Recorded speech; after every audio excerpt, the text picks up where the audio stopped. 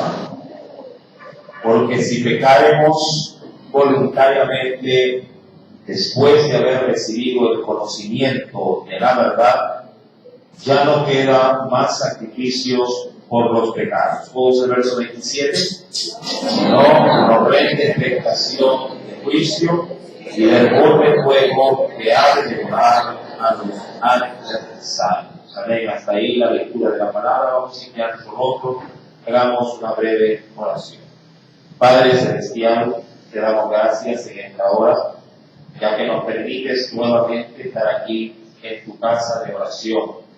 Que sea en esta mañana, Dios, con este pueblo, Padre, sepa pues, oh Dios, que ellos han venido a buscarle y están esperando de usted, Señor amado, Padre, un sentir de su corazón para ellos. Señor, mi Dios, permite después a ellos y a los niños también, que se han dado cita, Padre, en tu casa, el poder ser ministrados con esta preciosa palabra. Señor amado, permítenos pues en este tiempo también tu pueblo que ha dispuesto en su corazón venir, lo haga prontamente para recibir de ti, mi Dios, bendición completa. Señor amado, ayúdanos pues a entender esta palabra, a disponer todo nuestro ser para que podamos ser enriquecidos y sobre todo poner en práctica el consejo de tu obra. Gracias, Dios, en el nombre de Jesús. Amén. Bien, vamos a analizar este precioso texto, verso número 26. Recuerde que el verso 26 que se ha dado lectura y 27 también se desprende obviamente de los versículos anteriores, es decir, del contexto. ¿Cuántos estuvieron el domingo pasado escuchando o prestando atención para la enseñanza del domingo anterior? En ella se hacía énfasis en el aspecto del podernos congregar. La importancia se dio a través de ese estudio de lo que es venir a la casa de Dios, cuál es el fin que un creyente tiene a la hora de congregarse y de qué manera Dios también puede llegar a bendecir nuestras vidas y enriquecernos también con su conocimiento. Pero cuando vamos al verso 26, el cual es consecutivo a lo anterior, nos dice el Señor, porque si pecaremos voluntariamente después de haber recibido el conocimiento de la verdad. Ahora, ese conocimiento de esa verdad, entre otras cosas, implica encomendarse. Recuerden que se desprende justamente de ese texto. Si usted no tiene esa buena costumbre al hacerlo, sino que más bien se resiste y no pone por obra el mandamiento, caemos justamente en esta infracción, como si se lo podría llegar a mencionar, de pecar deliberadamente. Recuerden que no venir a la casa del Señor también es considerado como pecado. Veíamos a través de las enseñanzas pasadas de qué manera Jesús tenía por costumbre asistir en ese sentido a las sinagogas, las cuales daban la instrucción para que el pueblo pudiera crecer en conocimiento. Jesús, al igual que la iglesia primitiva, también asistía a la iglesia. Ahora, y esto no solamente lo hacía una vez cada domingo, o una vez por semana, o una vez a cada 15 días, o una vez al mes. Su frecuencia obviamente difiere mucho de la nuestra. Ellos tenían por costumbre estar cada qué tiempo en la iglesia. Todos los días, dirá cualquiera, pero ¿qué? O sea, yo quiero ser buscador de Dios, pero no quiero ser fanático, podría decir alguno. Mi amado hermano, yo creo que usted todos los días cocina. Todos los días envía, hablando de los horarios propios de la semana, todos los días envía a sus niños a la escuela, ¿verdad? Todos los días igual usted sale a trabajar. Todos los días usted tiene responsabilidades con el mundo. Y esa misma énfasis es lo que Dios también resaltó la semana pasada, de asistir, no digo de pronto, de manera infamable a todos los cultos, pero trate siempre de poner en su corazón el venir a la casa de Dios. Nunca se diga para sí, no, es que ya vine ayer, hoy no voy. Si puede venir, si vino ayer y si puede venir hoy, pues venga hoy, no hay problema. a no ser que se le presente alguna situación totalmente que lo imposibilite. Pero si puede usted desplazar cosas para poner ahí a Dios de por medio, hágalo, porque buena cosa estará haciendo. Ahora, esto a manera solamente de introducción, pero ya en el verso número 26, la palabra del Señor sí se pone un poco más enérgica en cuanto a las faltas que la iglesia, porque le está hablando al pueblo, que pudiese cometer con toda avidez, con todo conocimiento. Y es ahí donde el Señor nos dice, en el versículo 26 de Hebreos 10, porque si pecaremos voluntariamente. Ahora, esta primera pauta obviamente va ligada con el resto del versículo. Luego de haber recibido el conocimiento de la verdad. En el Antiguo Testamento, y quisiera citarlo al número 35, Dios en su debido momento, reconociendo que el pueblo era vasto, era grande, había más de 2 millones de personas ya cuando el pueblo se llegó a establecer en la tierra de Canaán. Dios estableció para normar la vida social de la comunidad, estableció leyes, y en esas leyes había también establecido, entre otras cosas, ciudades específicas donde personas que de manera accidental, o queriendo ser un poco más orientado a la enseñanza, personas que de pronto, sin tener ese conocimiento de las cosas, infringían de pronto en una falta de la ley. Y Dios obviamente no quería actuar de manera injusta con aquellos que desconocían, de pronto las consecuencias de sus acciones. Y por eso Dios estableció lo que se denomina en el Antiguo Testamento ciudades de refugio. En esas ciudades, quienes infringían la ley o aún pudiesen llegar a cometer faltas graves, pero, ojo, sin conocimiento, tenían la factibilidad de buscar estas ciudades y en ellas tenían las ordenanzas de Dios de recibirles e inclusive protegerlos. En los Estados Unidos, no sé aquí, de pronto creo que sí lo hay, también hay lo que se denomina protección a testigos, personas que no cometieron de pronto un crimen, pero vieron el hecho y el Estado les brinda, hasta el momento del juicio, les brinda seguridad para salvaguardar la integridad de ellos y que de pronto el acusado o los familiares del acusado no vayan a atentar contra su vida. Ahora, en el Antiguo Testamento o Antiguo Pacto, el número 35, Dios había establecido ciudades para proteger a los que de alguna forma infringían los mandamientos sin hacerlo, a sabiendas. Ahora, acompáñenme rápidamente porque quisiera solamente citar unos ejemplos para poder ver de qué manera Dios había establecido su ley. Números capítulo 35, vayamos desde el versículo 15. Números 35, capítulo 35, verso número 15. ¿Lo tiene? Dice la palabra del Señor.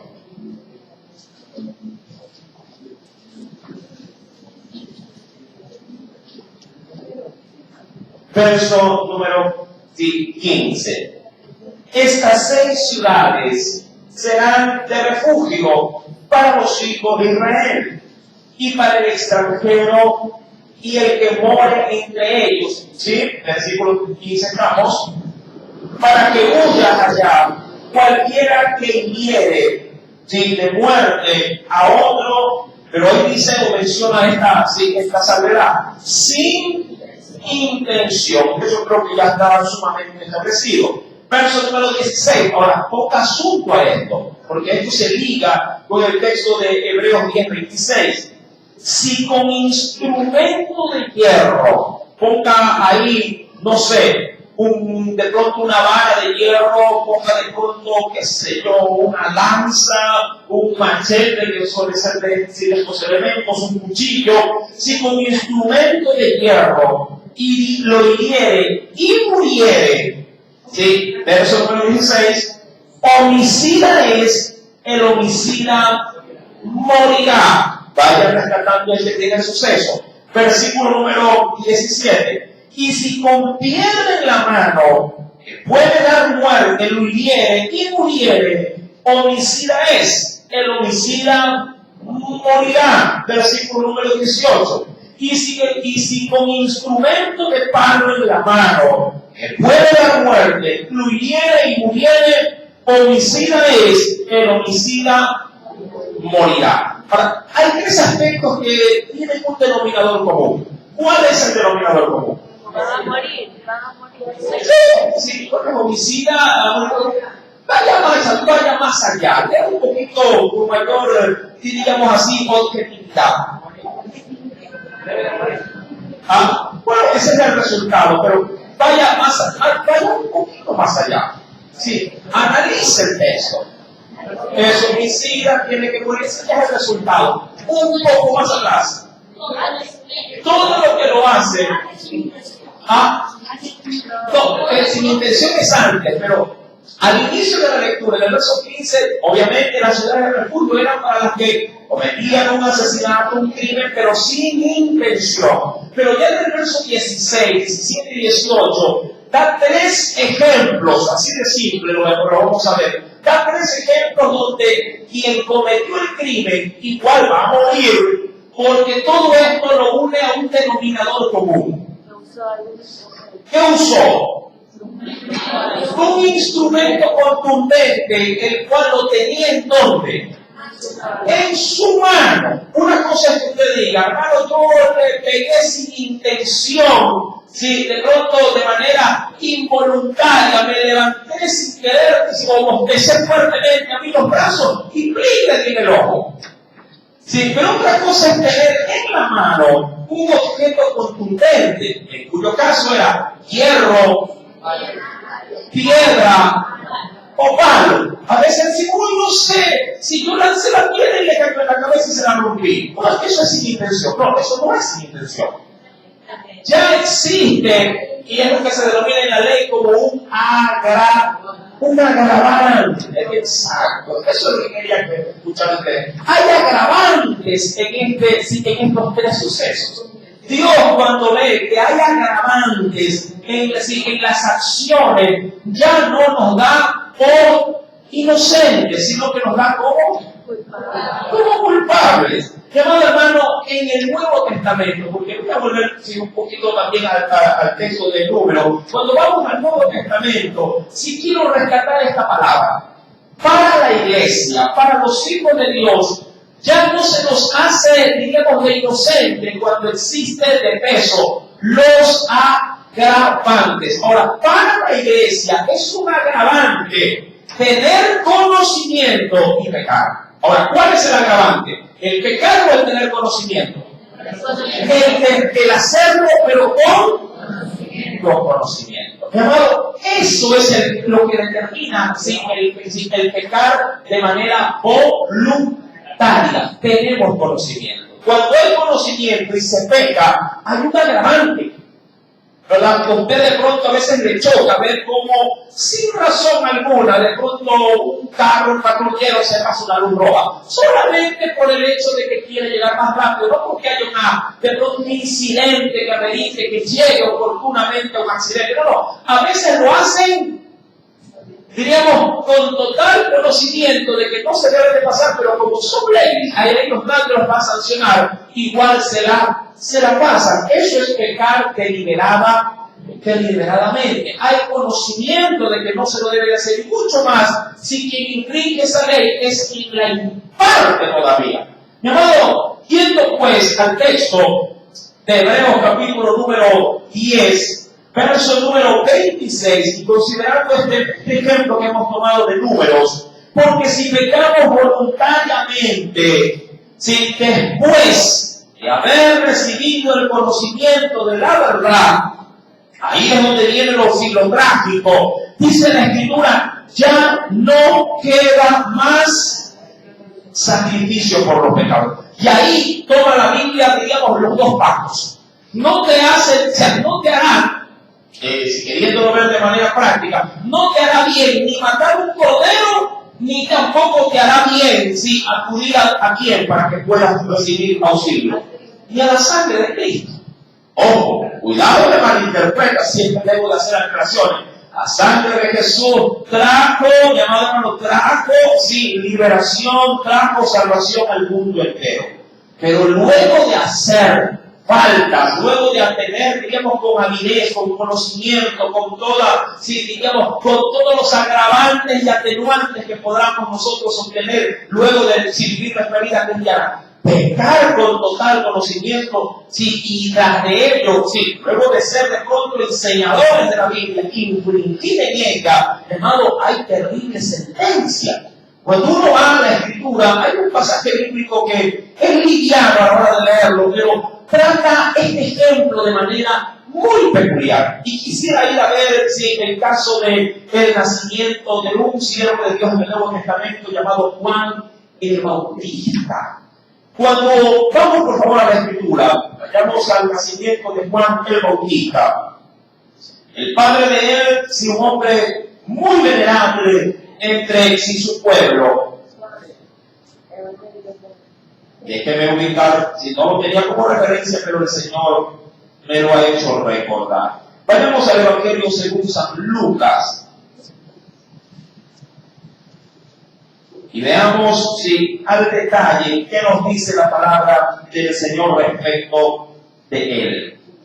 ¿Lo tiene? Un segundito. Si no me estoy pasando, pues otro Evangelio. Perdón, Juan, sí. Juan, disculpen. Juan. Vayamos por favor al Evangelio según San Juan.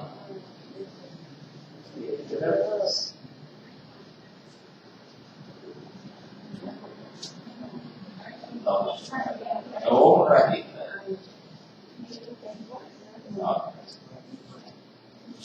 No lo tenía como referencia y por eso estoy un poquito desorientado en el texto de referencia. Estamos adivinando. Mateo, Juan, Lucas, Marcos.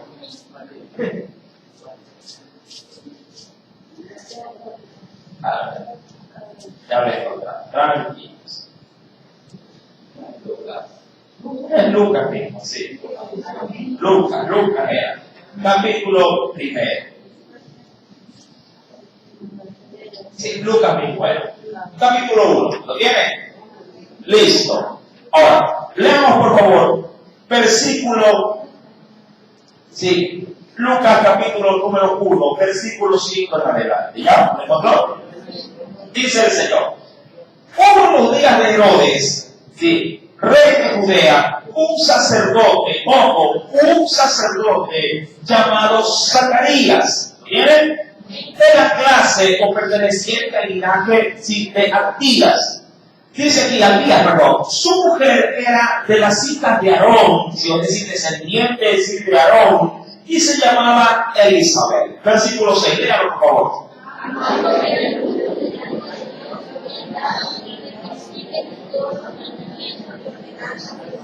Ahora, ¿qué quiero establecer? Primeramente, ambos venían, digamos, de un linaje muy especial. 2, ambos tenían total conocimiento de la Escritura. Ambos eran, como lo dice la Biblia en el versículo número 6, ambos eran irreprensibles en todos los mandamientos y ordenanzas de ¿quién?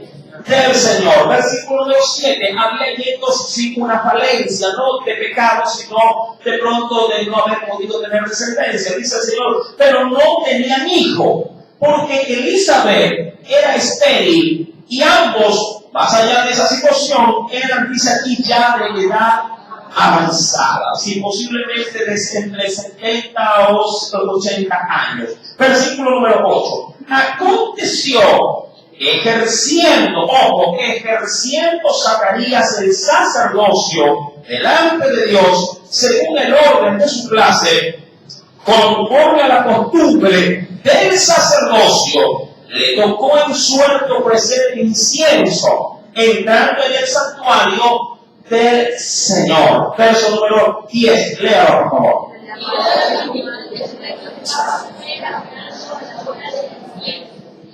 ¿Y qué ocurrió? Verso 11. Y se le apareció un ángel del Señor, puesto en pie, a la derecha del altar del incienso. ¿Y qué pasó con Zacarías? Recuerda que era un anciano también. Y se turbó Zacarías al verle y le sobrecogió temor. Ahora, antes de seguir la lectura, esto era algo obviamente sumamente, muy inusual. Y primeramente, el incienso era el ingrediente por el cual Dios habría de recetar las oraciones, porque en ese simbolismo, recetar las oraciones de su pueblo. De hecho, el incienso se lo solía simbolizar con las oraciones de la nación. Y al hacerlo, cuando le tocaba al sacerdote designado, tenía que pasearse con este incienso en todo el lugar santo, no en el lugar santísimo, pero sí en el lugar santo. Y mientras éste no se paseaba y de alguna manera iba sahumando, yo no sé si usted de pronto ha hecho algo semejante en casa con este palito denominado palo santo. A veces cuando hay mucho mosquito, la gente, ¿qué suele hacer con esto? Se suele a veces ahumar su casa. Hay quienes cuando tienen niños enfermos con tos, con gripe, son muy friolentos, también suelen ahumar su casa. Ahora, si este siervo comienza a hacerlo y a pasearse por todo el lugar santo, claro, él solamente lo podía hacer por el orden que se había establecido. Afuera todos estaban orando, pero esto tenía una sincronización de tiempo. Sí, un sacerdote no podría haber demorado más allá de 30 minutos para poder realizar esta tarea. Claro, estos estaban respaldados afuera con un pueblo y otra orden sacerdotal en oración.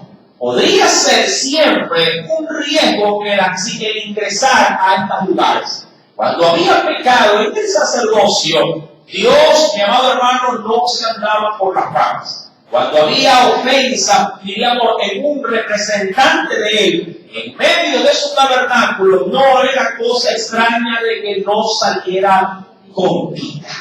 Por eso que cuando aparece el ángel, este anciano se llenó ¿de qué?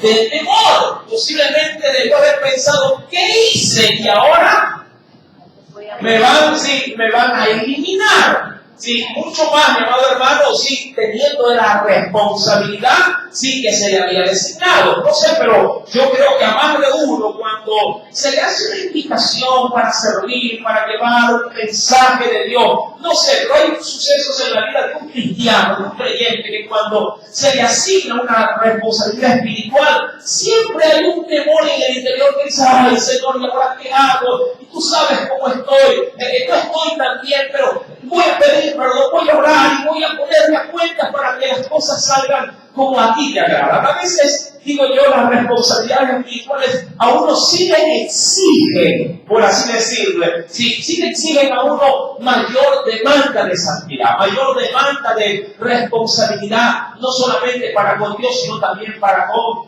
el pueblo. Escuchaba el otro día una noticia secular, ¿sí?, de ciertos artistas que decían, si alguien se para delante del público y no siente temor, no siente miedo, es porque a la verdad, decían ellos, a la verdad su oficio no lo ven con importancia, no lo ven con...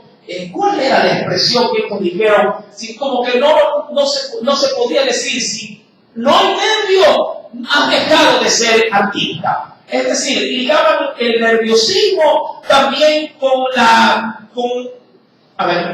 llama de estar encendidos todavía en el arte, algo así lo manifestaban. Es decir, si alguien se para frente al público y no siente nervio, es porque todavía no ha sido sensible con el público. Algo así era el asunto. Y yo lo quise rescatar de pronto al ámbito espiritual. Un predicador que no le tiemblen las rodillas hacia adelante y que se sienta tan confiado y tan firme, yo creo que anda mal parado.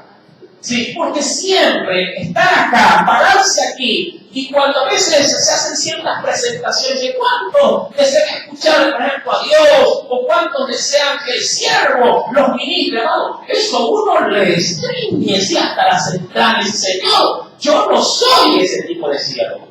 Yo no soy, a la verdad, competente para poder realizar todas estas cosas. Toda la competencia, la verdad, viene y proviene de Dios. Y a la verdad, en confianza, cada vez que me toca pasar acá, paso sumamente colapsado. Ese ya, digamos, en la administración propia de la palabra, que uno como que se va un poquito soltando, se va aflojando, pero siempre está ahí ese temor. Ahora, cuando vamos a Zacarías, hermano, porque recuerda el tema que estamos tratando, cuando vamos al escenario de Zacarías fue el ángel ahí. Y dice en el versículo número 12, dice, turbó, Zacarías. ¿Por qué? ¿Qué dice acá? Por verle y le sobrecogió temor. Versículo número 13. Pero el ángel le dijo, Zacarías, ¿puede leerlo, por favor?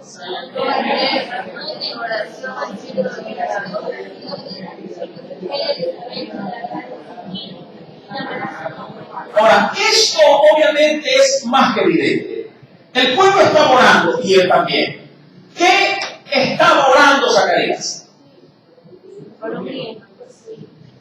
Ahora, curioso, él era anciano y él sabía, la mujer también, y él sabía que su mujer era estéril. Pero pese a estos agravantes, él mantenía su oración delante de Dios para poder recibir qué cosa. Él está orando por mí, Señor, estoy aquí, me ha tocado llevar la hora del incienso dentro de este precioso y santo lugar. Señor, ¿podría ser de pronto que me puedas dar el milagro? Yo sé que soy anciano, yo sé que de pronto ya no tengo la habilidad para poder estar con mi mujer y ella también ya es anciana y aparte es estéril, pero me podrías llegar a dar un milagro como lo hiciste con el patriarca. Bueno, debí haberle recordado a todos los antepasados.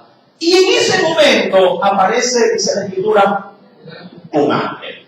Y obviamente le da la advertencia diciéndole, si tu oración ha sido oída. Versículo número 13. Y tu mujer, Elizabeth, te dará a luz un hijo y llamará su nombre Juan. Él ni de broma pensó que Juan habría de ser esa voz que clama en el desierto.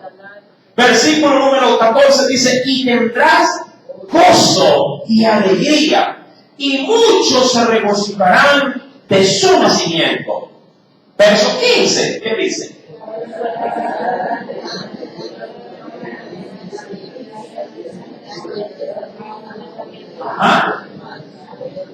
Y hará que muchos de los hijos de Israel se conviertan al Señor Dios de ellos, e irá delante de él con el espíritu y el poder de Elías, para hacer volver los corazones de los padres a los hijos y de los rebeldes a la prudencia de los justos, para preparar al Señor, un pueblo bien dispuesto. Ahora, hasta aquí, diríamos, todo iba color de rosa, todo iba de viento en popa. Haga de cuenta que usted está orando por algo y en su oración aparece, obviamente, que eso a usted lo va a conmover. Una cosa es leerlo, otra cosa es experimentarlo. Y es evidente de que si algo aconteciese de esta naturaleza, a más de uno, incluido, le va a sobrecoger temor. Si a veces uno está orando y por ahí justo a veces pasa, uno está orando concentrado y se cae algo, Señor. No quiere ni a veces ni alzar la mirada. Pero, mi hermano, obviamente, esta situación vino de parte de Dios. Y el mensaje que se le hace saber a Zacarías es conforme a lo que él venía en su interior, pidiéndole. Ahora, versículo número 18. Dijo Zacarías, hasta ahí ya creo que Zacarías recibió todo lo que tenía que haber recibido, todo el mensaje. Dijo Zacarías al ángel, ¿en qué conoceré esto? Es decir, ¿cómo podré yo estar seguro de aquello que me lo estás diciendo se va a cumplir? Porque yo soy viejo y mi mujer es de edad avanzada. Es decir, ojo, que estaba pidiendo por esto, ¿sí o no? Sí. Él sabía que era viejo cuando se lo pedía. Sí, él sabía que su mujer era estéril también. ¿Cuántas veces oramos así? Sí, Señor, yo sé, tú sabes que yo no tengo dinero, pero yo quisiera hacer tal cosa, pero tú tienes el poder para dármelo. Y cuando de pronto, si acaso Dios así se lo desea de pronto asimilar, te lo concede o te dice que va a suceder. Pero Señor, si tú sabes que soy chino, ¿cómo es que va a pasar esto? A ver. Me estás diciendo que necesitas y que no tienes, y yo te mando a decir que lo vas a tener en tu, digamos, en tu pobre situación. No necesito que me cuestiones, sino que me creas. ¿Sí me entienden? Sí, versículo número 18, ¿sí? Porque soy viejo y mi mujer es de edad avanzada. Verso 19. Respondiendo el ángel le dijo: yo soy Gabriel. Ya vamos a ver a qué se refiere. Que estoy delante de Dios y he sido enviado a qué. He sido enviado a hablarte y darte estas buenas nuevas. Y ahora quedarás mudo y no podrás hablar hasta el día en que esto se haga, por cuanto no creíste mis palabras, las cuales se cumplirán a su tiempo. Y a raíz de ese momento, a Zacarías se le revela. Ahora, ¿qué tiene todo esto que ver con Hebreos capítulo número 10? Mi amado, Zacarías era sacerdote. Y dentro de sus funciones, un sacerdote daba a conocer al pueblo la palabra. Segundo, Zacarías estaba como sacerdote que a la hora de servir en uno de los puestos más altos, más elogiados dentro del sacerdocio. Tercero, Zacarías, mi amado hermano, estaba orando a Dios, pidiéndole por lo mismo. ¿Sí? Tres situaciones que si usted las pone, mi amado hermano, diría cualquiera: este hombre es un ícono, ¿sí? Un ícono de enseñanza, un ícono de fe, un ícono de buen testimonio también. Y uno podría muchas veces llegar a ligar estos aspectos, estas virtudes, a que este hombre era un hombre, sí, crédulo a Dios. Pero cuando recibe el mensaje, automáticamente lo pone todo, lo pone entera de duda. Bien dice la Biblia que al que más se le da, más también se le demanda. Y Zacarías tenía una gran demanda. Y Dios, al darle el mensaje, no entra. Ahora, Dios a otros, si ustedes leen la Biblia, a otros no solamente le da una señal, les da las señales que sean necesarias. Pero con Zacarías, Dios no se va con muchas cosas. Dios simplemente le dice: esto va a pasar, y esto sí, tú lo vas a recibir. Pero Zacarías no recibe una doble oportunidad. Por la responsabilidad, por los atenuantes que tenía. Era enseñador, era sacerdote, era aparentemente un hombre que tenía que creerle a Dios ciegamente, a ciegas. Y cuando él apenas presenta una resistencia, inmediatamente el juicio le viene. Sí, un juicio ligado, como lo dijo así el mensajero del Señor, ligado a su incredulidad. Cuando uno va a Hebreos, capítulo número 10, mi amado, para Zacarías fue un pecado esto. Fue un pecado que estaba ligado a su demanda de conocimiento. Tú sabes prácticamente lo que dice el ángel, que yo soy Gabriel. Es decir, yo soy el mensajero de Dios. Eso es lo que le está tratando de decir. Yo soy el enviado de Dios, no para dar explicaciones de aquello que se me dice que debo de hacer, sino de aquello que se me ordena. Si yo como mensajero escucho y obedezco. Y eso he hecho. Y si no, obviamente, no haces caso a aquello que se me ha dicho, que se me diga, inmediatamente yo incurro en sentencia. Bien decía en el Antiguo Testamento, en otro tipo de predicaciones, ¿no? Que cuando el ángel del Señor está delante de ti, no te resistas a él, porque él no es como Dios. Dios es misericordioso. Sus mensajeros son ejecutadores de su palabra. Si hay una resistencia, ellos actuarán en juicio para que la palabra se cumpla. Sí, ellos no son como Dios en el sentido de que si tienen que dar, digamos, argumentos, tienen que presentar en algún momento de pronto explicaciones o sentarse a dar de pronto todas las razones. No, Dios les dice a ellos, sí, así como el centurión le decía a Jesús en una réplica de pronto de autoridad, yo le digo a mis soldados que vayan y va. Y si en el camino de pronto le sale a alguien que le resiste, él sacará la espada, lo matará y llegará al lugar donde yo le dije que tenía que ir. ¿Sí? Él lleva la palabra comisionada. Mi amado, Dios por su parte nos ha dado una palabra. ¿Sí? Y entre muchas de esas palabras que nos ha dado, por el contexto de Hebreos capítulo 10, es congregarnos. Amén. Es congregando, porque no puedo desligar el verso 26 del verso 25, verso número 25. Ya que en el verso 25 nos dice, no dejemos de congregarnos. ¿Sí me está entendiendo? No dejemos de congregarnos. Y en el verso 26 me dice, porque si pecaremos voluntariamente. Congregarnos, mi amado hermano, es nuestra responsabilidad. Sí, bíblicamente es una orden de Dios para el pueblo. Y cuando no lo hacemos, obviamente, se nos toma esto como pecado. Se nos inculpa como pecado. Así como Zacarías, él como enseñador, como inspirador de fe a otros, cuando recibe la palabra y no la cree, se le toma como pecado.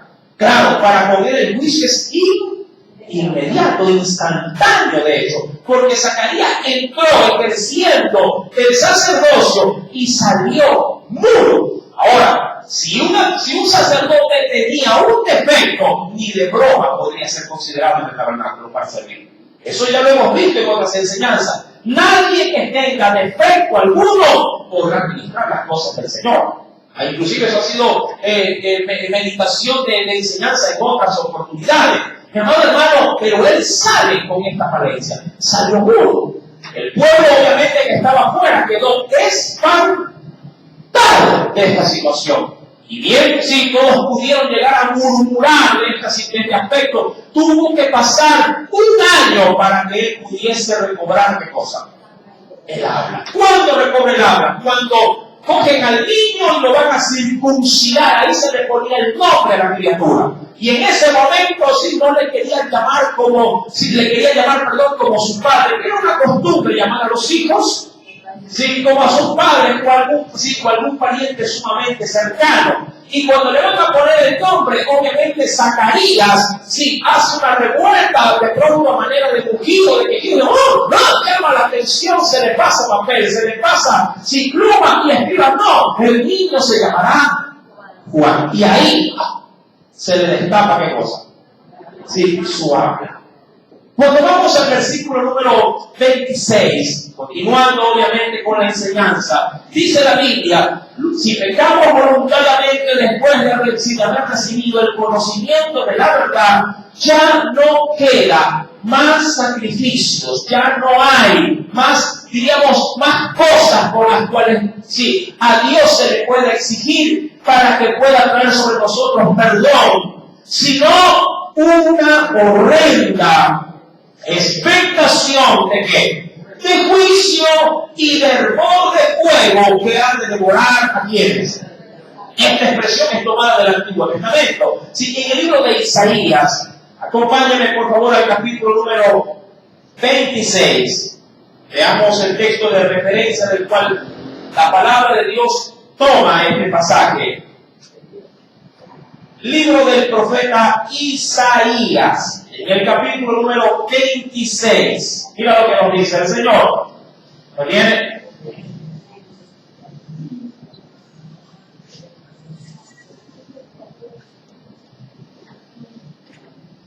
Dice el Señor,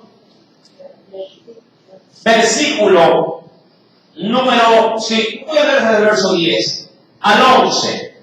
Se mostrará piedad, dice ahí, ¿lo tienen? Se mostrará piedad para con quién. Sí, para con el malvado. Dice, y no aprenderá justicia. En tierra de rectitud hará iniquidad, y no mirará a la majestad de Jehová. Verso 11. Jehová tu mano está alzada, es decir, como para dar sentencia, dar o ejecutar el juicio. Pero ellos no ven, verán al fin y se avergonzarán los que envidian a tu pueblo. Y aquí está esta expresión. Y a tus enemigos, dice ahí, fuego los consumirá. Bien dice en otras porciones bíblicas, porque Dios es fuego consumidor. Ahora, la pregunta es, ¿para con quién es el fuego consumidor? Para con sus enemigos. Pero de alguna forma, cuando uno va a Hebreos capítulo 10, versículo 26, Dios como que adopta, ya en el verso 27, adopta una misma actitud para contra los que con conocimiento pecan. Dios es fuego consumidor indudablemente para con quienes no le buscan, para con quienes simplemente hacen lo opuesto a la palabra del Señor. Pero también puede tornarse de la misma forma para con quienes, conociendo la verdad, simplemente la desobedecen con toda avidez. Dice la Biblia, allá, si me acompaña, no pierdo obviamente Hebreos. Venga conmigo a Levítico capítulo número 5, verso 17. Es un texto que ya lo hemos leído en otras oportunidades, pero que es válido recordarlo. Dice ahí, finalmente, dice en ese texto, ¿sí? Levítico 5, 17. Finalmente, si una persona pecare o hiciere alguna de todas aquellas cosas que por mandamiento de Jehová no se han de hacer, ¿sí?, aún sin hacerlo a sabiendas, que dice, como lo declara la Escritura, es culpable e igual se le imputa qué cosa. Dice, y llevará su pecado. Bien, ahora, aquí obviamente Dios toma las dos esferas, tanto para los que poseen conocimiento como para los que no lo poseen. Es decir, que la falta de conocimiento no me exime de culpa. Dirá cualquiera, yo no sabía que hoy era el examen. Claro, estuvo distraído de pronto en la hora, si de la materia no escuchó, no le prestó atención a la maestra, no llevó el cuaderno y cuando el otro día se lo pidieron, dijo, yo no escuché. Y de pronto le pregunta a la maestra a los demás, muchachos, ¿ustedes escucharon? Y todos responden a acuerdo, sí. Todos trajeron, menos el que estuvo distraído. Pregunto, ¿le exime la nota a la maestra? Dice, está bien, presenta el otro día que voy a poner el pizarrón. No. O simplemente va cero, o si se recoge la tarea, valdrá menos. Es decir, habrá una sentencia para esa de pronto, esa desubicación de atención. En ese precioso capítulo, pues, de Levítico 5 dice, si una persona peca o hace todas aquellas cosas que por mandamiento de Jehová no se han de hacer, dice la Escritura, aún si lo llegase a hacer sin saberlo, es culpable e igual llevará su pecado. Este texto se liga, se ancla perfectamente al Hebreos 10, 26 y 27. Si usted peca con conocimiento, amado hermano, obviamente Dios ya no puede hacer nada para poder traer rescate a su vida. Ahora, usted dirá, pero ¿y entonces? Luego de pecar, no puedo volver a Jesús. Me aparto definitivamente de Él, porque muchas veces así se lo malinterpreta también el texto. Mi amado hermano, esto se trata justamente de alguien que mantiene su vida en pecado. Cuando se habla de pecar deliberadamente es mantenerse en la línea del pecado. Aquella persona que de pronto, luego de haber participado de pronto en las enseñanzas, del conocimiento de la Escritura, y llega un momento en su vida que simplemente se ve de alguna forma, de pronto se ve en una circunstancia entre afianzarse en Dios o alejarse definitivamente de Él, él opta por decir, no, yo para la vida cristiana creo que no fui hecho, mejor vuelvo a mi antiguo ritmo de vida. Esa persona, mi amado hermano, penosamente, luego de que ha sido capacitado, luego de que ha experimentado, ha degustado lo espiritual, una vez salido de esto, mi amado hermano, ya no queda más sacrificio por él. sí, por los pecados de esa persona. Hay un texto bíblico que creo que lo ilustra bastante bien. Y esto lo podremos encontrar en las cartas del apóstol Juan, si no me falla la memoria. Vayamos, por favor. Quisiera reconectarme con un tema que hace mucho tiempo creo que lo di en el seminario bíblico.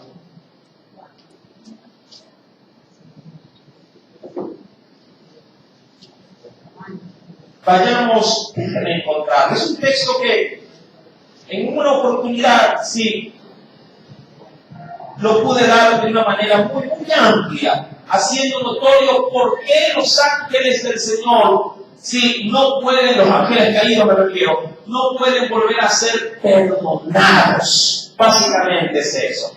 Sí. Vayamos, por favor, a la carta de Judas, carta de Judas.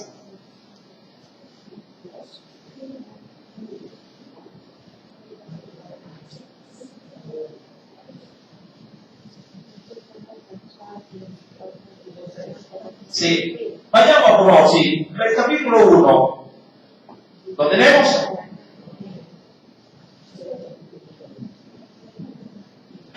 Voy a leer desde el 5, de hecho, en adelante. Porque el escenario se repite, no solo en el cielo, sino que también se repita en la tierra. ¿Ya lo tiene? Ese texto, por favor, adesórelo, porque es grande para poder entender hasta dónde pueden llegar, ojo, nuestras acciones y hasta dónde también Dios puede llegar con su, diríamos, réplica a esas acciones que nosotros cometemos. Dice el versículo 5, mas quiero recordaros, ¿lo tienen? Ya que una vez lo habéis sabido, que el Señor, ojo, habiendo salvado al pueblo, sacándolo de Egipto, ¿puede leer la parte final? Ajá, después destruyó, dice ahí, a los que no creyeron. Ojo, ustedes deben entender, ya van ustedes a seguir la lectura, deben entender de que todo el pueblo que salió de Egipto, todo el pueblo llegó no solamente a ser liberado, sino que también llegó a ser orientado con el conocimiento de Dios. Todo el pueblo escuchó en el monte los mandamientos de Dios. Y aparte de esto, fueron escritos y fueron enseñados en el desierto. Pero todo ese pueblo fue eliminado por su incredulidad. No tuvieron, ya Dios no pudo volverlos a qué? A salvar. Ya Dios no los pudo volver a qué? A liberar. Todos cayeron en el desierto y murieron. Más adelante dice en el versículo número 6, y a los ángeles, y aquí es donde vamos a aterrizar este asunto, que no guardaron su dignidad, sino que abandonaron su propia morada, los ha guardado bajo oscuridad en prisiones eternas para el juicio del gran día. Ahora, ¿qué puedo rescatar en este pasaje bíblico? Hermano, Dios, solo Dios, tiene la potestad en su soberana voluntad de dar perdón a quien a él se le antoja. Pero con los que anticipadamente saborean o palpan las benignidades de Dios y luego no las aprecian, Dios, mi amado hermano, no vuelve atrás en su decisión. Podría decirse, ustedes han participado de mi gloria, han estado junto a mí, han recibido de mí toda la gracia, y como no la han sabido apreciar y se han ido voluntariamente de esa gracia, de ese esplendor, sí, ustedes automáticamente quedan de mí, sí, totalmente desconocidos o desarraigados de gracia. Yo de pequeño decía, no sé si usted ha pasado, cuando mi mamá me sentaba, claro, ella en la fe obviamente tradicional, me sentaba de pronto, sí, con Biblia en mano, catecismo en mano, a pesar del rosario, y hay ciertas oraciones que hacen alusión a los demonios en cuanto a que el Señor nos libre del mal, que nos libre de ángeles y cosas como estas caídas, pero yo veía siempre una fotito donde se veía a un ángel con una espada y que le pisaba la cabeza a un dragón. Creo que hay algunos cuadritos aún en el presente, creo que sí los hay. Y yo a veces me quedaba viendo y yo decía para mí, ¿y por qué Dios no perdona al diablo? Era chiquito. Y se acaba, decía yo, sí, y yo decía, y se acaba el problema. Que lo perdone, ¿verdad? Si dicen que Dios es misericordioso, Dios es amor, que lo perdone. Y una vez que lo perdone, pues se acabaron los problemas. Pero claro, dicen que la ignorancia es atrevida. Mi amado hermano, pero cuando uno va a textos como esto, uno ahora puede entender por qué no hay perdón para ellos. Sí, ellos desearon salir de dónde. Sí, salir de la morada. Dice la Biblia, no guardaron su dignidad. La dignidad, recuerda que para entrar en el cielo hay que ser dignos. Y claro, humanamente nadie puede llegar a alcanzar ese estándar. Cristo nos da la dignidad. Cristo nos extiende, digo yo, la invitación.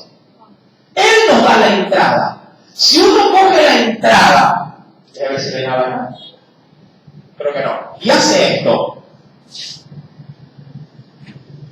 Mi hermano, luego de que Jesús se brinda aquí y te dice, yo soy el camino, yo soy la verdad, yo soy la vida. Si quieres venir al Padre, sí. Nadie lo puede hacer si no viene a través de mí. Y usted dice, bueno, no. Mi hermano, ya para eso, y claro, y mantenerse y acostumbrar a vida habitual, hermano, ya para mí no hay más oportunidades. Ya para mí no hay, diríamos, gracia, porque deseché la mayor gracia que Dios le pudo haber dado al hombre, su Hijo. Eso es pecar deliberadamente y mantenerme obviamente en vicio, mantenerme en situaciones de rebeldía para con Dios. Ya no hay. Los ángeles que cayeron del cielo, si no guardaron esa dignidad, ese privilegio, esa posición donde Dios los ubicó. Ellos dijeron, sí, sabemos lo que es estar junto a ti, pero ya no nos interesa. Y hay decisiones, ojo, en esta vida que no se puede volver a reparar. Como lo que le pasó a Esaú, cuando quiso volver a ¿qué? A desear, a anhelar su primogenitura. Él la vendió, como lo dice la Escritura, por un plato de frijoles, de lentejas, y luego quiso recuperar esa dignidad de primogenitura. Y la Biblia dice que ni las lágrimas le alcanzaron, ni el arrepentimiento. Pasa también con nosotros en un hogar. Cuando alguien se cansa, obviamente por muchas razones, y le dice a su pareja, hasta aquí, y hasta ahí llega. Y ya no hay vuelta, ya no hay vuelta luego. Ya no hay una nueva oportunidad. De hecho, para llegar a extremos, si de esas decisiones, ya oportunidades hubieron muchas. En gran, aún diríamos, hasta en exceso de oportunidades. Pero cuando ya se toma una decisión radical, dicen, hasta aquí. Muy difícilmente, creo que casi no se ve, muy difícilmente a uno lo bota de una empresa y luego lo llaman. Por lo general es, te despiden, chao, y moriste. Nunca dice, bueno, no llamar, muy difícil que sea esto. Mi hermano, la gracia de Dios debe de ser, sumamente valorada. Si usted está en esa gracia y cae, peca, vuelva rápidamente a buscar el trono de misericordia. Pero no se mantenga en el pecado. La Biblia dice que el que practica el pecado ya no le pertenece a Dios. Dice que el que practica el pecado es el diablo. Y es evidente que alguien que se mantiene en el pecado ha negado voluntariamente el conocimiento que Dios le ha impartido. Y esto le conducirá, como lo dice la Escritura, en Hebreos capítulo número 10, versículo 27. ¿Qué dice el texto ahí? Ya como sentencia final de juicio. Ajá.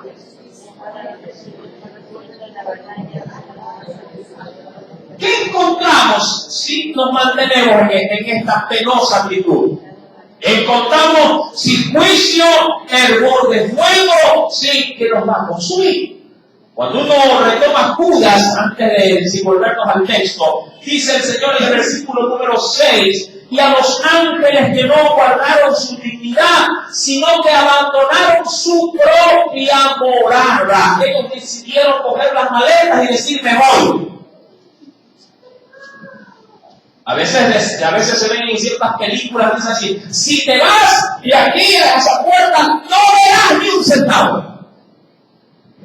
¿Ya ha visto usted ese tipo de trama que da en una película? Si pasas por esa puerta, te olvidas que tienes padre. De algo muy semejante. ¿Sí? Ellos abandonaron su propia morada y dice ahí, Dios, ¿qué hizo como consecuencia? Ahora, yo les pregunto algo. ¿Ustedes piensan o ustedes creen que cuando ellos dijeron, no, yo quiero salir de tu presencia para vivir la vida, ¿ustedes creen que ellos pensaron que Dios los iba a guardar en prisión? No sé, pero quiero ser bien práctico. ¿Usted cree que un hijo tomaría las maletas de la casa de su padre, ¿no? Y diría, bueno, voy a pasar esa puerta, sí, para irme a la prisión, a la cárcel? ¿Usted cree que los muchachos saldrían si supieran eso? No, nadie dijera, a ver, salgo de la comodidad de mi casa para irme a vivir en un chiquero. Nadie haría eso. Ellos pensaron que al salir de ahí en adelante, la vida les iba a ser mejor que el cielo. Pero Dios, obviamente, no les anticipó eso. Quieren irse, perfecto, váyanse. Pero cuando están conmigo, hay cobertura. Cuando están conmigo hay seguridad. Cuando están conmigo hay vida eterna. Cuando están conmigo hay todas las garantías. Ellos sabían, hasta ahí sabían todo eso. Pero una vez que pasaron el intero y se fueron con Satanás, automáticamente Dios, sí, es decir, poniendo un pie afuera, Dios los cogió y los guardó en prisión. Así de sencillo. Tenían que haber dicho, señores, no. Aquí el que manda soy yo. Aquí el que estipula las reglas del juego soy yo. Los árbitros dicen que el partido dura 45 más 45 y los tiempos extras, ¿verdad? Cuando hay alargues en mundiales, 15 y 15 más. Dios establece las reglas del juego. La verdad es esa. Él es Dios. Y no se nos puede olvidar eso nunca de nuestra mente. Él establece, pero eso sí, Dios siempre deja a su pueblo las reglas claras. Esto es blanco, esto es negro. Esto es lo que se debe, esto es lo que no se debe hacer. En mí hay gozo, hay paz, cobertura. Sin mí hay condenación, hay infierno. Nosotros tenemos conocimiento de eso. Lo sabemos perfectamente. Hay algo también curioso en este pasaje bíblico. Y sin el ánimo de hacer entrar en temor, pero en el cielo hay libre albedrío. Si no, pregúntale a estos miles de millares de ángeles. Hay libre albedrío. Diría cualquier hermano, pero ¿puedo pecar en el cielo? Sí. Claro que sí. Pero hay un atenuante. No hay quien te tiente, que es el gran agravante aquí en la tierra. ¿Cuál es el agravante aquí en la tierra? Sí, hay 3 agravantes aquí en la tierra. El diablo, el mundo y mi carne. En el cielo ya no están mis deseos, mis concupiscencias. En el cielo ya no hay esa inclinación de, un cigarrillito, me apetece un cigarrillo. No hay ese atenuante, no hay ese agravante. Tampoco hay la influencia de que vamos a la disco, sí, vamos a la disco. No hay esos agravantes. Y tampoco ya no está ¿quién? El máximo enemigo de nuestras almas, Satanás. Se sobreentiende que sin estos agravantes, por eso es que Hebreos es una carta considerada como alimento sólido para el creyente, Se sobreentiende que sin esos agravantes, usted no debería de tener problema alguno. Haga de cuenta que usted ve un carro y el Señor le dice, mira, en el mundo ibas a encontrar siempre un bache. En el mundo siempre había curvas peligrosas. Y cuando conducías en el mundo, habían siempre que te frenaban semáforos, habían vigilantes. Aquí vas a manejar, la carretera es larga, sumamente ancha, de 10 carriles. Y tú vas a ir por el centro. Y lo que es mejor, para ti solito la carretera. Usted diría, uy, qué fácil conducir así. Pero eso no le exime de que usted no pueda coger el volante y salirse de dónde? Del carretero. Y sin tener obstáculos, sin tener competencia, igual irse barranco abajo. Esto es algo, amado hermano, que de pronto muchos lo desconocen, pero en el cielo hay, ojo, no digo que hay libertad para pecar, hay libre albedrío. Dios a sus redimidos, sí, les da libre albedrío, es decir, les da la libertad de adorar a Dios, la libertad de vivir, sí, conforme a esa maravillosa gracia que tanto nos ha prometido desde aquí en la tierra. Hoy por hoy para ti eso se te hace obviamente duro porque tienes mucha resistencia. Tu carne es una de ellas, ¿verdad? Tu carne es la que te dice, no, yo no quiero orar, sí, obviamente porque está dispuesta para el descanso, está dispuesta para el paseo, está dispuesta para todos los entretenimientos de la vida. Pero tu espíritu te dice, ay, no oraste hoy día. ¿Verdad? Es el mundo el que te habla, el que de pronto tú estás tranquilito, estás ya vestido para la iglesia y una llamada, tu madre le dice, hoy voy para allá, ya salgo, no voy a ir, dice, no, ya voy, me llevo una torta porque hace el cumpleaños de su hijado que se olvidó. Bueno, venga. Y claro, está Satanás, el cual hará todo lo imposible para alejarte de tu Dios. Y aquí uno pide en el Señor fuerzas, resistencia para poder, sí, para poder sujetar ese hombre interior que Pablo decía, miserable de mí, ¿quién me podrá librar de este cuerpo de muerte?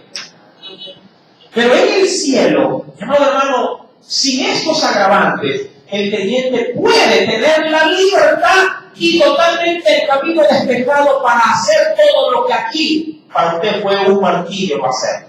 Buscar de Dios. Cristo es el que nos conduce a eso. Jesús, mi amado hermano, tuvo libre albedrío al decir, yo voy a rescatar. ¿Se acuerda usted de la enseñanza del día viernes? Donde el ejército de los cielos, ¿sí? Recibe de Dios una propuesta. ¿Quién inducirá, le dice el Señor, acá, para que muera este Ramón, caiga ahí, y al fin poder darle la paga a su pecado? Y dice la Biblia que unos decían de una manera y otros decían de otra manera. Pero en eso se levanta uno, denominado un espíritu, y dice, yo le induciré. Ahora, eso, mi amado hermano, sí, es libre albedrío. Todos pudieron participar. No pensemos que en el cielo Dios te va a decir, no, se callan aquí, que hables Dios y los ángeles se callan y los redimidos se callan. No, todos vamos a participar. Todos podrán hablar, todos podrán emitir su criterio, claro, ya no con esa mente reconocida, ya no con esos pensamientos de doble sentido, ya no con esa ligereza del corazón donde dice, no, yo me voy con mis redimidos, con mis hermanos que no de la iglesia en casa de oración, porque yo hago mi grupito aquí a la izquierda. Ya no habrá justamente toda esa malicia. Por eso es que este cuerpo se va a transformar en un cuerpo incorruptible. O sea, esos son, diríamos, los atenuantes del cielo. No hay nada que te pueda dañar, nada que te pueda carcomer, que en la actualidad, hoy por hoy, sí lo hay. Hoy por hoy cualquier cosa te molesta, cualquier cosa te hace perder los estribos, cualquier cosa te hace ser ligero a la hora de actuar. En el cielo no hay eso. Y eso obviamente para nosotros es una suma gran ventaja, porque el Señor hace un cambio en nosotros. Por eso viene trabajando desde aquí, para terminar de hacerlo todo ya allá. En el cielo mismo, cuando vayamos subiendo, el Señor nos va a ir descascarando. Si la cáscara del huevo se partirá, se caerá y subirá blanquito. ¿Se ha visto el huevito cuando lo pega? Subiremos tal cual como Jesús. Mi amado hermano, muchos dirán, uy hermano, o sea que ni allá es seguro. Es seguro para con quienes desean esa seguridad. Los ángeles estuvieron con Jesús, estuvieron con el Padre, estuvieron con el Espíritu Santo, y ellos tuvieron todas las ventajas, pero ellos también en un momento de incitación, porque Satanás incitó a esto, ¿sí? Y él dice ya en los profetas que se halló en Satanás, se halló maldad en ti. Por sus muchas contrataciones, de la nada, en él se halló maldad. Yo sé que esto es algo muy profundo, porque uno podría decir, bueno, ¿y quién puso la maldad de Satanás? ¿Alguien lo tentó a él? No. No había tentador. Y posiblemente no había a qué usar como materia prima para tentar. Hoy Satanás tiene mucho éxito en lo que hace porque tiene materia prima para trabajar. Tiene naturaleza humana caída. Y con eso Satanás dice, es como tratar de decirle a un maestro carpintero, sí, si yo le doy un galpón lleno de madera, con esto trabajo. ¿Verdad? Con esto trabajo. Si Satanás no tuviese en nosotros materia prima, no podría hacernos nada. En el cielo, mi amado hermano, lo que a usted y a mí nos toca es simplemente mantener lo que ya Dios nos dio. Y para esto Dios hará todo lo que está a su alcance para siempre guardarnos y reservarnos para vida eterna. Pero ¿qué hay si usted diría, hermano, pero yo no quiero vida eterna, yo quiero irme, no quiero seguir con Jesús? Eso es fácil de entender cuando uno va al libro de Apocalipsis. Cuando uno avanza y quisiera hablar un poco del tema, pero queriendo dar la pauta, ya que Judas nos abrió un pequeño sendero.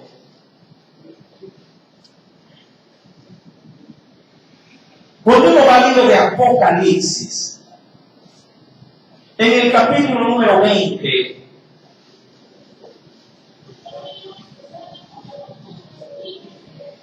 es evidente que para llegar a plenitud, ya hemos estudiado Apocalipsis, pero siempre es bueno ir rescatando ciertos temas adicionales. Cuando uno va a leer Apocalipsis en el capítulo número 20, esto es como el cielo en la tierra, o por lo menos un avance, como cuando alguien va al cine y ve el tráiler. ¿Cuántos han visto esos pequeños cortometrajes diciendo, tal cosa viene más adelante, se estrena, próximo año? Dice, vi un ángel que descendía del cielo con la llave del abismo y una gran cadena en la mano.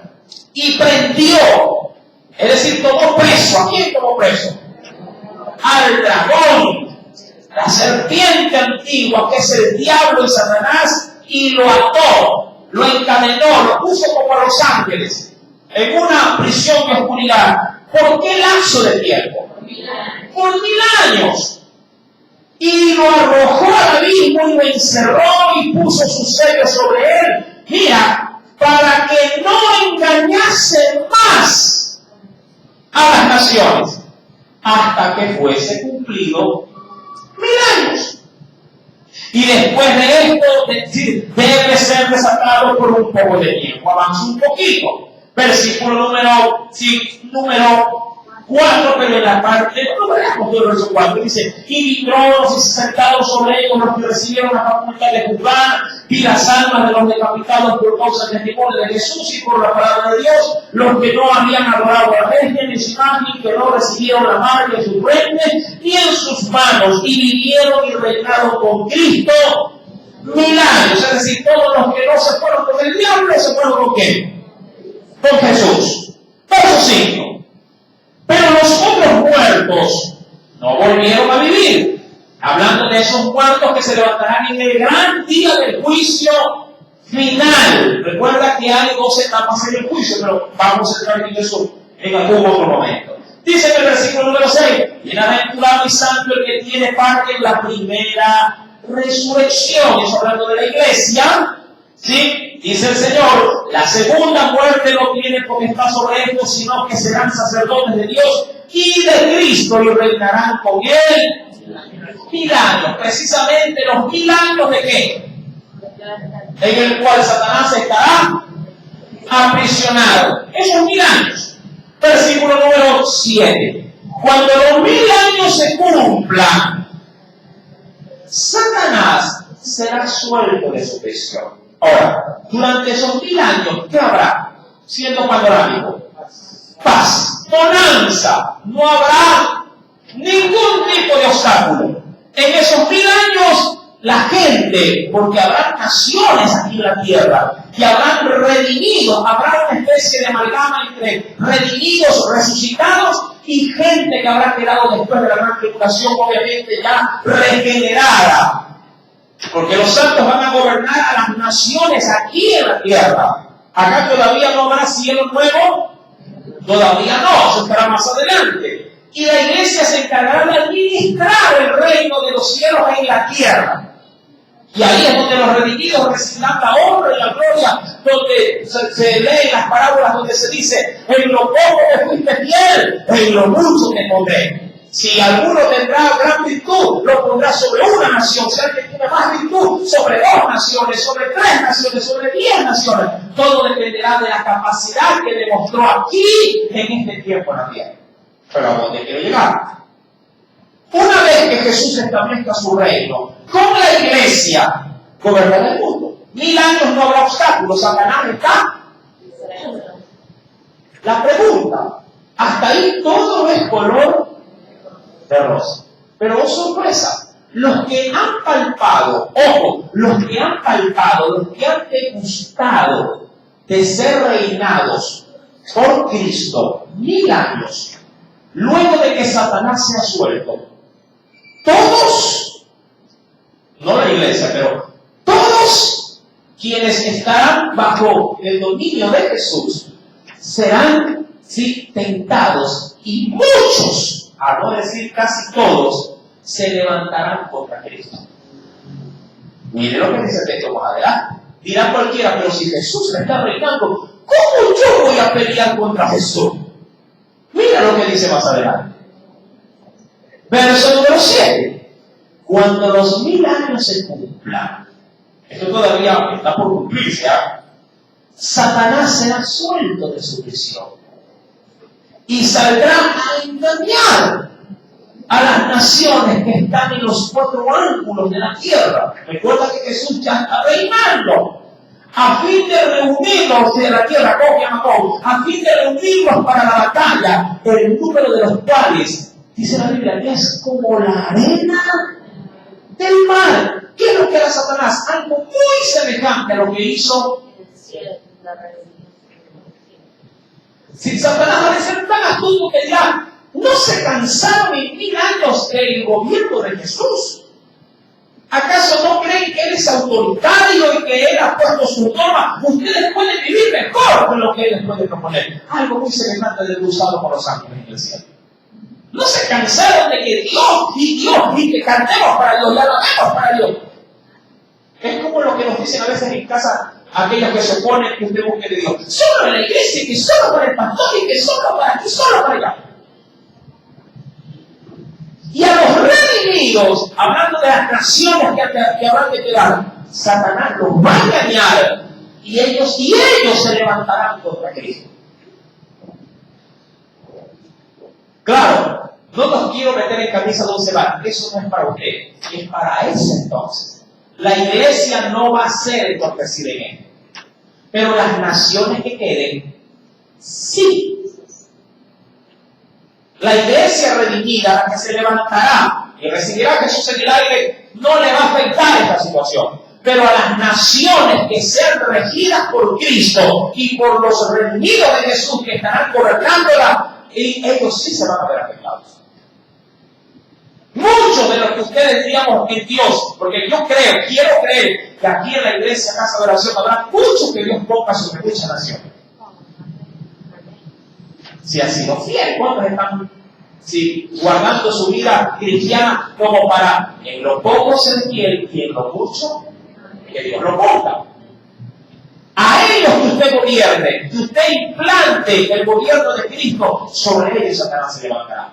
Y usted dirá, todo mi pueblo honra al Cordero. Viene Satanás y dice, ¿de serio? ¿Seguro? Veamos si es cierto. Pablo se engaña, logrará su propósito y se levantará contra Jesús.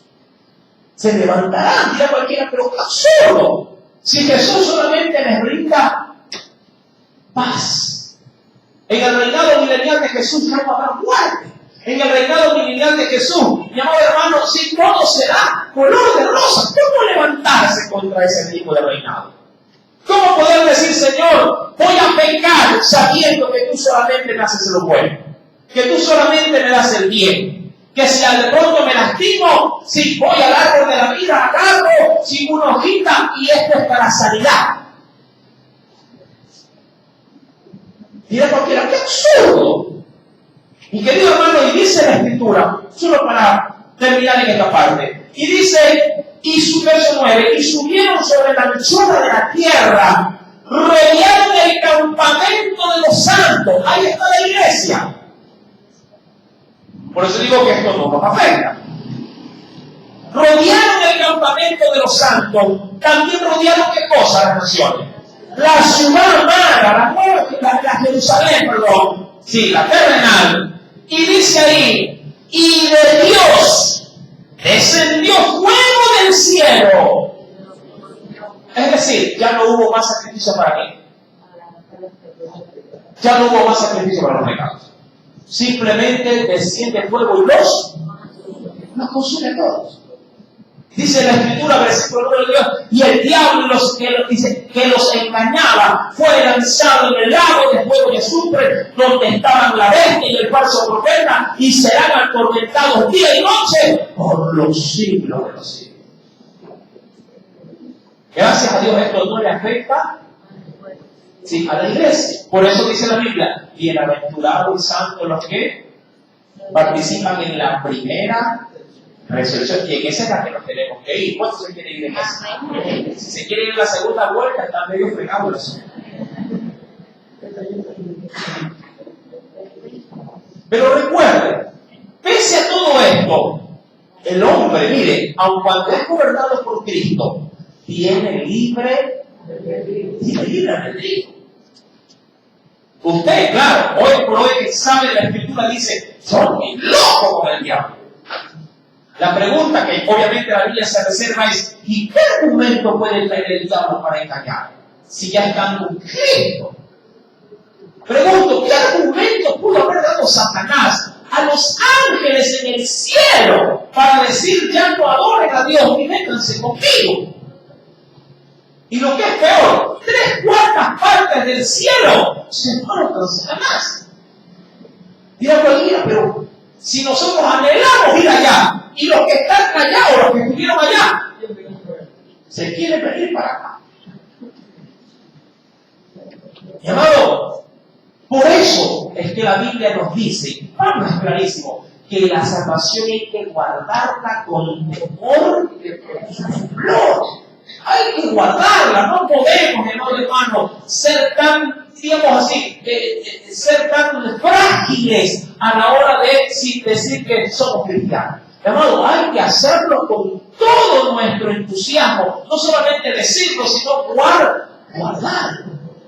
Dios, amado, se goza en la obediencia de sus hijos, pero con los desobedientes a conocimiento pleno y que se mantienen en esa línea, solo juicio puede haber para ti. Esa es tu penosa realidad. Si tú ya sabes la Biblia, porque para esto no necesito tener a Cristo, ojo. Mucha gente dice, bueno, yo todavía no soy hermanito, pero me gusta oír. Está frito, diríamos yo. Porque el conocimiento es lo que te hace, ¿sí?, sabedor de las cosas. Y al saberlo y no hacerlo, igual dice Levítico 5:17, igual es pecado. Ahí no te dice, si tienes a Cristo en tu corazón, y si no lo tienes, no, ahí dice, si tienes conocimiento o si no lo tienes, y infringes tu palabra, eres culpable. Eres culpable. ¿Sí? Dice pues, para concluir, versículo número 27 de Hebreos capítulo número 10. ¿Sí? Sino una horrenda expectación de juicio y de hervor de fuego que ha de devorar a los adversarios. Siento que el que viola la ley de Moisés, hablando de los mandamientos, por el testimonio de 2 o 3 testigos, morirá irremisiblemente. Verso 29. Y quédese con esta pregunta.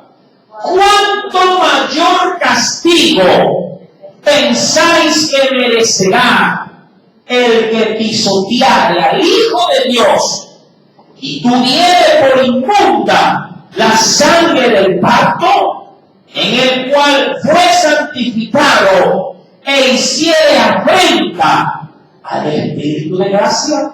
Este texto lo voy a resumir como una expresión. Y Jesús lo menciona, y la iglesia lo menciona: el pecado imperdonable. De ese tema hablaremos el próximo día domingo. Mucha gente dice, el pecado imperdonable es afrentar al Espíritu Santo. ¿Qué tiene que ver eso con este texto? Lo vamos a ver a gran detalle el próximo día domingo. Que el Señor añada bendición a su palabra y espero que Dios haya dado las necesidades de cada uno. Oremos a Dios. Padre Celestial, gracias, Señor. Es evidente, mi Dios, que cada texto encierra una profundidad insondable. Tu palabra no tiene límites. Yo sé, mi Dios, que el anhelo del creyente